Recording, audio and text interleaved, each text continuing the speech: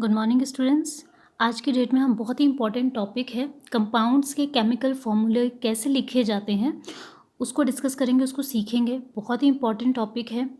आप ये अच्छे से सीख जाएंगे तो आपको आगे बहुत ज़्यादा हेल्पफुल होगा। आपको 10th क्लास में भी ये बहुत काम आएगा।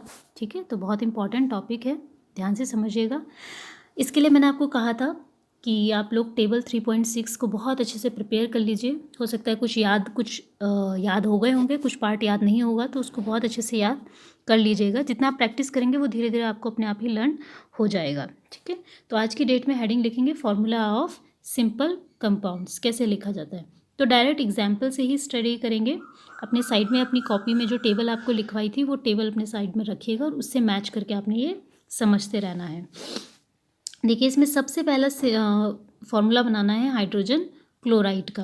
तो आपने अपनी टेबल में से हाइड्रोजन और क्लोराइड दोनों को देखना है।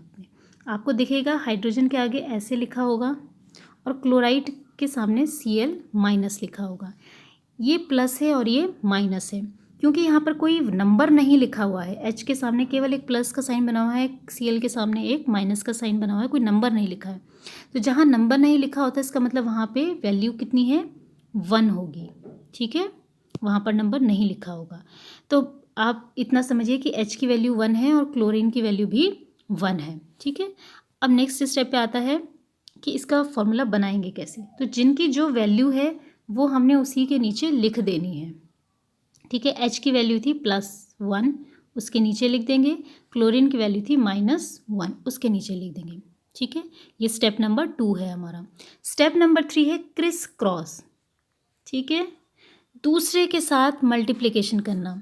ये जो वैल्यूज़ आप यहाँ देख रहे हैं ये वैल्यूज़ इनकी वैलेंसी हैं। ठीक है, अब क्या करेंगे, हाइड्रोजन क्रिस क्रॉस करेगा। हाइड्रोजन क्लोरीन की वैलेंसी के साथ मल्टीप्लाई हो जाएगा और क्लोराइड हाइड्रोजन की वैलेंसी के साथ मल्टीप्लाई हो जाएगा। बिल्कुल इसी तरीके से यहाँ पर जैसा आप देख रहे हैं। तो हाइड्रोजन इसके साथ मल्टीप्लाई होके बना देगा H1। ठीक है, और क्लोरीन इसके साथ होके बनाएगा मल्टीप्लाई होके 1। तो हमें क्या फॉर्मूला मिला, H1 और Cl1। क्योंकि दोनों वैल्यूज सेम हैं और वैल्यू 1 है, तो जैसे हमने यहाँ देखा कि 1 को रिप्रेजेंट नहीं कर रहा था, लिखा हुआ नहीं था, यहाँ भी लिखा नहीं जाएगा, खाली ऐसे लिख दिया जाएगा HCl। ठीक है, तो यहाँ पर हमें एक फॉर्मूला मिल गया हाइड्रोजन क्लोराइड का। नेक्स्ट फार्मूला देखेंगे हाइड्रोजन सल्फाइड का। बिल्कुल अगेन दोबारा से आपने क्या करना है, अपनी टेबल को देखिए। हाइड्रोजन के सामने उसकी वैल्यू है +1, सल्फाइड की वैल्यू आप देखेंगे -2।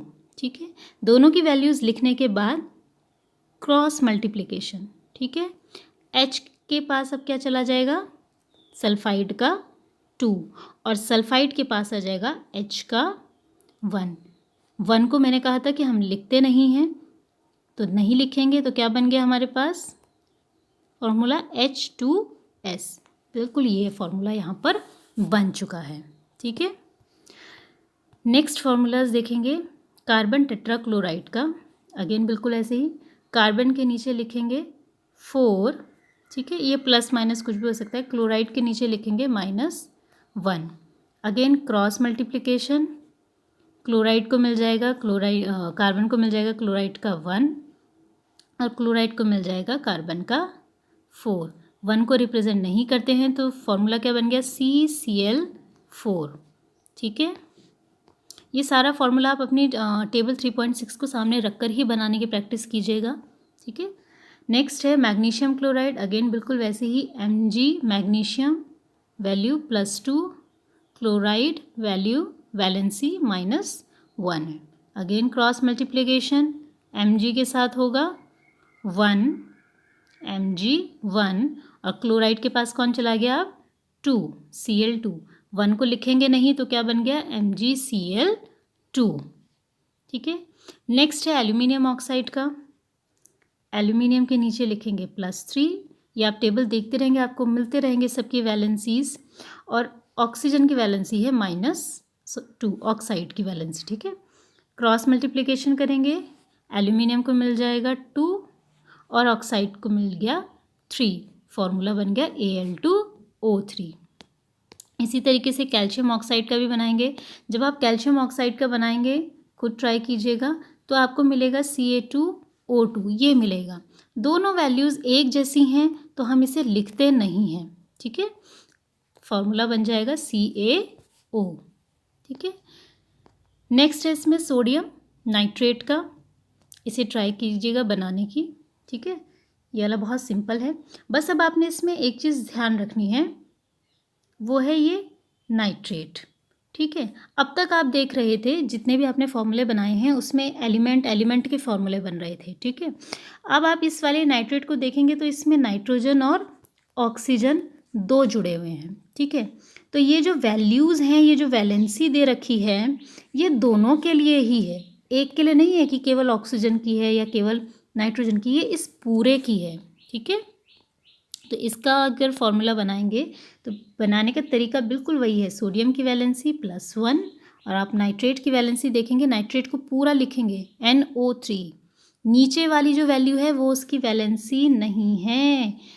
ये 3 क्या रिप्रेजेंट करता है, ऑक्सीजन के 3 एटम्स, ठीक है। ये जो 3 है ये ऑक्सीजन के 3 एटम को रिप्रेजेंट कर रहा है। तो जब आपने फॉर्मूला बनाएंगे, क्रॉस मल्टीप्लाई करेंगे तो क्या बन जाएगा, Na1 NO3 और ये पूरा ब्रैकेट में 1, ठीक है। NO3 का मल्टीप्लिकेशन किसके साथ हो गया, पूरा का पूरे का मल्टीप्लिकेशन हो गया है 1 के साथ, तो ये बन जाएगा पूरा का पूरा, इसलिए ब्रैकेट बनाया गया है, ठीक है, 1 के साथ। अब 1 को हम रिप्रेजेंट नहीं करते हैं तो फॉर्मूला बन गया NaNO3, ठीक है। नेक्स्ट है इसमें कैल्शियम हाइड्रोक्साइड का। तो कैल्शियम हाइड्रोक्साइड का देखिए कैसे बना रखा है, कैल्शियम की वैलेंसी +2, हाइड्रोक्साइड OH की वैलेंसी -1, क्रॉस मल्टीप्लिकेशन हो गया। क्रॉस मल्टीप्लिकेशन होने के बाद आप देखेंगे कैल्शियम को मिल गया हाइड्रोक्साइड का 1 और हाइड्रोक्साइड को मिल गया है 2।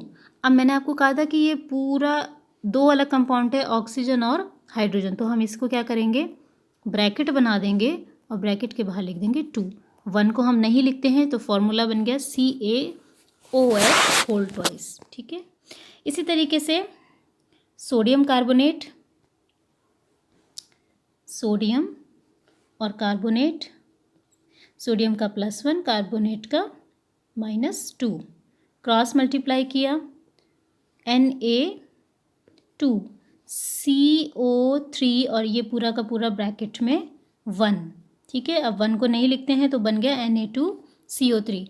इसी तरीके से है अमोनियम सल्फेट का भी, आप देखिए NH4SO4, इसकी वैलेंसी +1, इसकी वैलेंसी सल्फेट की वैलेंसी -2। अब फॉर्मूला बनाते समय क्या हुआ है, NH4, ठीक है, इस पूरे को किसकी वैलेंसी मिल गई, सल्फेट की मिल गई, तो इस पूरे को ही हमने ब्रैकेट में लिख दिया, और SO4, इस पूरे को किसकी वैलेंसी मिल गई, 1 की मिल गई, तो 1 को हम लिखते नहीं हैं तो फॉर्मूला बन गया NH4 होल ट्वाइस SO4। तो ये सारे ही एग्जाम्पल्स आप अपनी कॉपी में करेंगे आज की डेट में, उसकी बहुत अच्छे से प्रैक्टिस करेंगे।